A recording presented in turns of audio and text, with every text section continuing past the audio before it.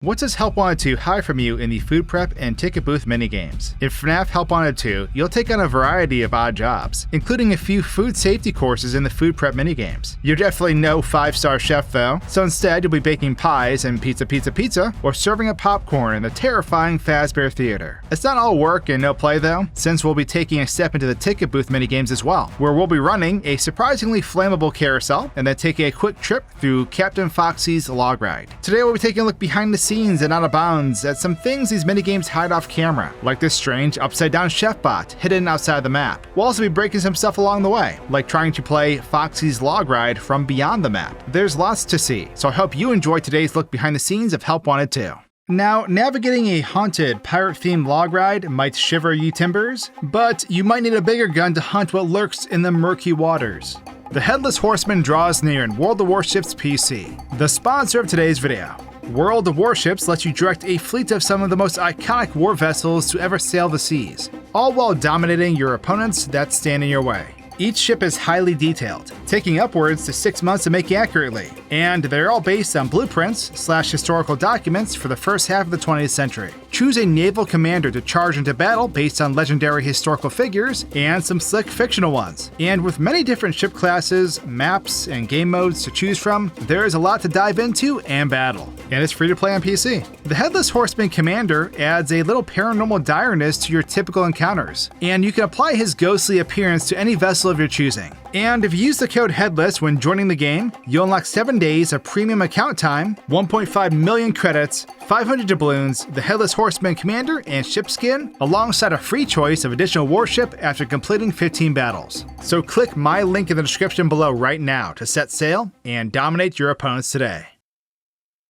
As always, I like to start these videos with a quick recap of what we'll be covering. But since we're covering several minigames, we'll be recapping each one as we get to them. So as we head into the food prep minigames, the first restaurant in need of our expert services is El Chips. In this game, you'll work behind the counter to feed a barrage of starving staff bots, microwaving a variety of food items, and scooping sides to fill out the orders appearing on the big screen. There's more than a bad Yelp review on the line here, since failing to complete the orders in time results in a jump scare. Rewinding time, the very first thing I wanted to do was take a look at the food court area to see what a workplace really looked like. The lobby area we're working out 9 to 5 in is only a small section of the greater map we're currently in, and around the corner are a couple of interesting finds. For one, the checkered flooring comes to a stop just before this large hallway on our left, and the hallways extend a short ways beyond that as well. On this side of the court, we can also find a small army of hungry staff bots waiting for their turn to grab a quick bite, each of them holding a food tray and remaining idle until the dinner bell rings. We can watch as this takes place from a different perspective, and they'll simply roll their way up to the counter and queue up for their turn. After we've satisfied their orders, the bots will turn around and wheel the way back to the others, vanishing once they've left the player's sight, but their food items remain momentarily. That means the food on their trays just falls to the floor, and there's no point in serving them at all, rendering our job completely pointless. Perfect. I love it. On the topic of staff bots, there are a couple of them behind the player working in the kitchen, but they're miles away from that Michelin star. As a matter of fact, they haven't even started. The first bot is standing in front of the 2 pots, stirring away at a whole lot of nothing. There's steam coming from them both, despite there being nothing inside. But hey, at least this meal is low on calories. On the other side, there's another bot working with a couple of frying pans, and while he's made an equal amount of nothing, he definitely gets an A+ for the style points. He straight up hits the Salt Bay pose as he cooks, sometimes even lighting the pan on fire in the process. All these theatrics, and they've made 0 food. Glorious!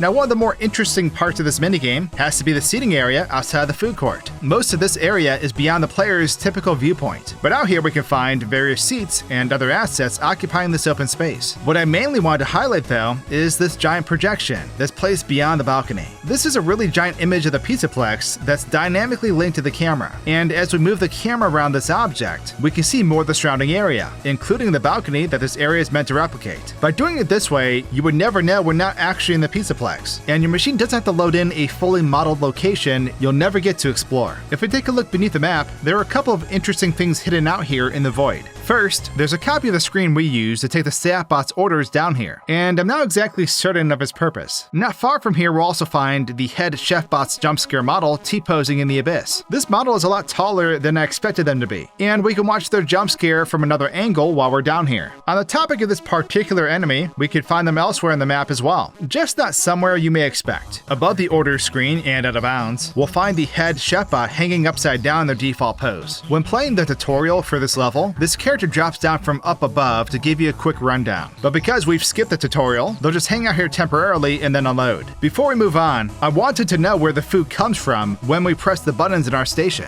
After the button is pressed, the food we choose will instantly appear inside the machine where we can then grab it. This is definitely the quickest fast food I've ever seen, but unfortunately, still microwave quality. Now as you press on, we'll arrive at Pizza Pizza Pizza, because one less pizza is copyright infringement for an actual restaurant chain. This minigame is extremely similar to the previous, although this time we're rocking the Pizzatron 3000. We'll once again view the orders on the big screen up above, only now we're making actual pizzas instead. Staff bots will arrive at the counter, but our only real customer is an impatient Glamrock Chica, who rudely shoves the bots out of the way each time we finish an order. You'll do this for multiple meal rushes, clearing the night if you can complete each order in time. With the lights on, we can have a peek around the level, where we'll find that our staff bot friend is hanging out just out of sight. I say friend because, unlike the previous minigame, there's only one bot occupying this level at the moment. There can be multiple bots waiting at the counter at the same time, but they aren't all loaded in at once before entering the gameplay area. Directly below this area, we'll find a T-posing Glamrock Chica floating dormant out of bounds. Despite her presently chilling in the void, I moved the camera back inside the map to find her going wild on the garbage in front of our workplace. Well, sort of anyways. She's standing behind the trash cans, and it looks like she's shoveling garbage into her mouth, but up close we can see that she's eating nothing at all. Her hands are completely empty. This is one of the many locations she can appear in throughout the minigame, and after the player looks at her, she'll leave, warping somewhere else to bother you until you look at her again. When the player finishes an order and serves it up, Chica appears to steal a poor staff bot's lunch. But what does this look like from another angle?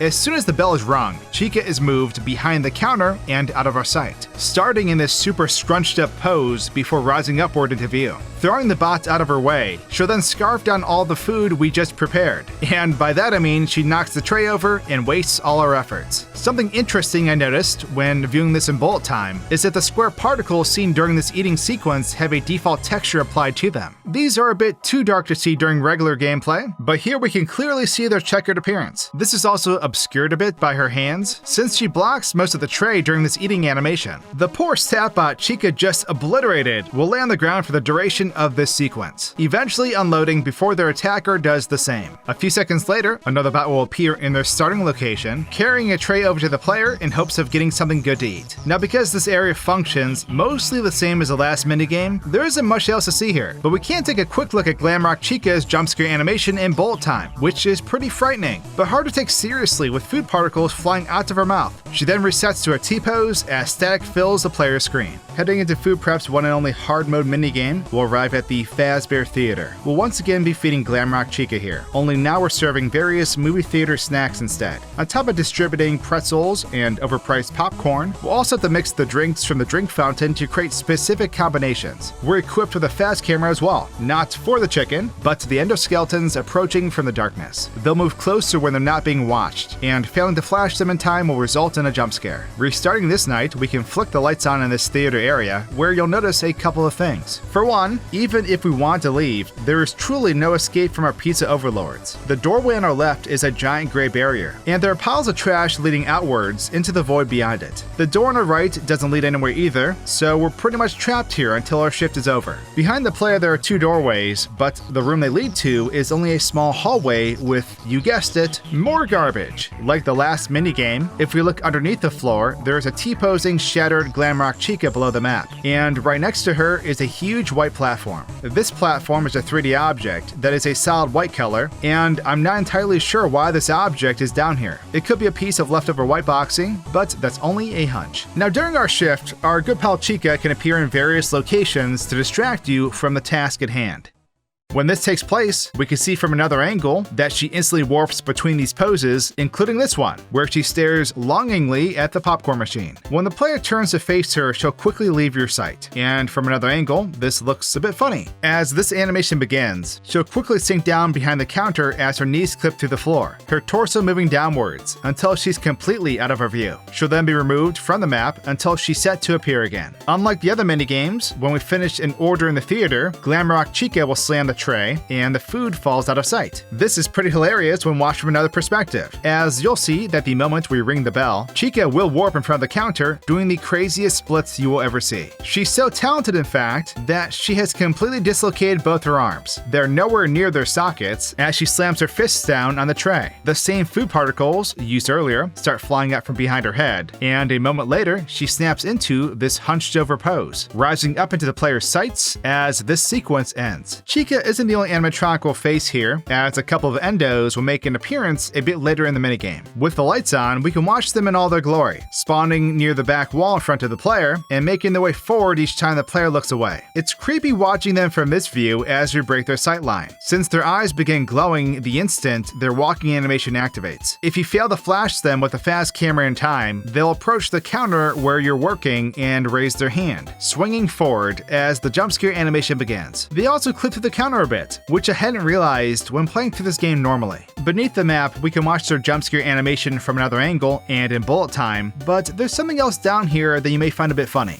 Chica's jump scare model is currently in the split pose from her eating animation, which I really wasn't expecting when I moved the camera over here. That's it for the Fazbear Theater though, which concludes the food prep minigames, so we can now head into the ticket booth levels, where we'll first arrive at the carousel. In this minigame, you'll be tasked with repairing a broken down merry-go-round using various tools and mechanical pieces. Each time a section of the carousel is repaired, one of the rings surround the player will begin to move, with a mischievous moon catching a free ride. As we continue to work on repairing this eerie carnival ride, we'll also have to shine our flashlight on the lunar bozo each time he appears. If we ignore him for too long, he'll advance another stage, eventually reaching the player and jump scaring you. At the end of the minigame, you'll have to survive a full minute of Moon's attacks. Now, restarting this minigame, we can turn the lights on and zoom out for a better look at this location. The carousel is a brightly colored ride floating in a dark void, and the contrast it creates to the grim red skyline is hard to ignore. The area surrounding the ride is occupied by a handful of structures that can be seen from the player's view. But even with the lights on, we can't see them all too well. The reason for this is because they're textured completely black, and they only exist to create a silhouette in front of the red skies. There's a barn, some trees, and even what looks like a water tower out here. Inside the merry-go-round, we can have a quick look at the characters surrounding the player, and they're all a bit derpy in appearance. Bonnie looks semi-normal compared to the rest, but it doesn't make him any less strange. Chica didn't get the same treatment as the others, and her appearance is far from the nightmarish chicken we're used to seeing. Of all these characters, the cupcake looks the most like their actual counterpart, but the same can't be said for a Balloon Boy. They really did my man dirty on this one, but it's still too funny not to appreciate. Of course, we can't overlook the main obstacle of this night, which is our good pal Moon. Beneath a two-faced plane, we'll find this creepy fellow hanging out in the void space, and no matter where the camera is moved, he will always face it with his head. This character will remain outside the map until the player starts their work on the ride, and as they do, Moon will instantly warp into the carousel. Here you can see Moon clinging to Bonnie's side, and as we shine the flashlight on them, they'll begin to react, eventually collapsing out the player's sight and breaking all their bones as they do. They can either warp to another character and pop out into view, or they'll be sent back to their idle location out of bounds. When leaving the carousel, Moon will reset back to their original idle pose before being thrown back into the ride to continue their attack. Each of the locations Moon can appear in has a different set of animations depending on which character he's riding, and in Balloon Boy's case, will actually condense into a ball after being flashed with their light, clipping halfway into the balloons before being moved. In a similar case, when he's hiding behind the cupcake, he'll actually just lean back like he's sitting down, with his feet fully clipping through the ride. Moon's animations when advancing toward the player are mostly the same. He'll duck out of view, where he can then be warped without the player seeing this take place, growing closer one ring at a time before eventually reaching the player and triggering a jump scare. Speaking of which, if we move the camera beneath the map, we'll find Moon's jump scare model chilling in a double-sided sphere. But this model isn't in a T-pose like usual. Instead, this model is frozen in the last frame of its jump scare, which we can also watch from another angle while we're down here.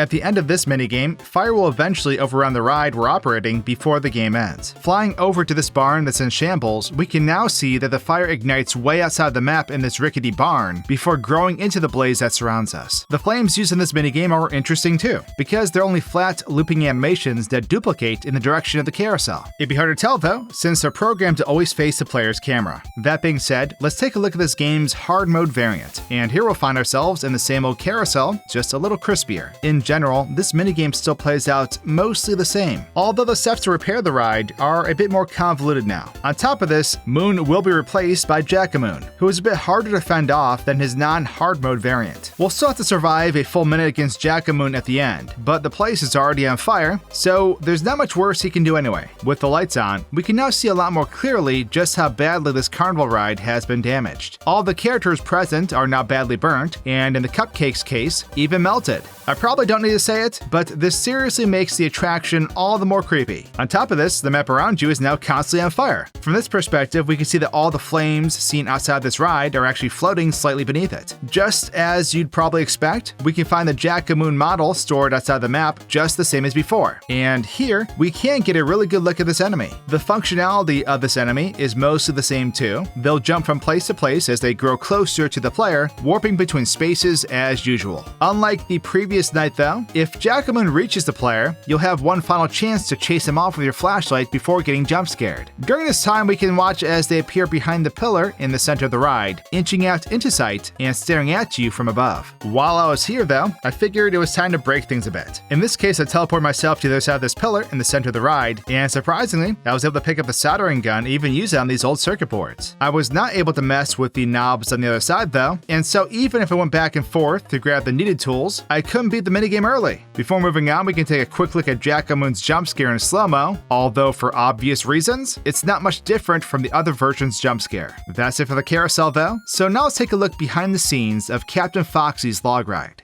If you played the Curse of Dreadbear DLC from the first Help Wanted, you'll probably recognize this minigame to some extent. In this minigame, you'll be equipped with a Western-style blaster, and as you ride through a multitude of interesting scenes, targets must be shot at to accumulate points. You have limited time to complete each of these sections, and there are even hidden paths you can unlock by shooting the helpy cutouts throughout the level. In these areas where it appears we've escaped the Matrix, Jack-a-Moon will appear and try to jump scare you. Targets must be hit in order to block his attacks, and after finishing the ride, your points will be tallied, either clearing the night or falling below the threshold and getting jump scared. Recap aside, let's jump back to the start and take a look at this minigame from another perspective. We'll start the ride in this room where Captain Foxy is standing, and after a brief dialogue, we pass through these giant wooden doors. This section of the ride is actually a small, disconnected segment, and it doesn't directly lead anywhere. This is consistent with the rest of the level too, and by zooming out, you can see that each area we score points in is blown apart, like an unfinished puzzle. Of course, we have to get around this level somehow, and the way this is pulled off is pretty interesting. As our cart heads down this hill, you'll see from this angle that a black box will envelop the player completely during this transition. Our sweet ride then warps out of this tunnel, appearing in the following section of the level directly beside it. This remains consistent throughout the entire minigame, with the player warping every time we pass through a segment of the ride. This isn't the only time a barrier obstructs our view either, since the lights go out each time we complete a portion of the level or pass around certain corners. During this time, the barrier doesn't just fade in and out like before, but instead, your screen will be completely blocked as a gigantic barrier shrinks around you.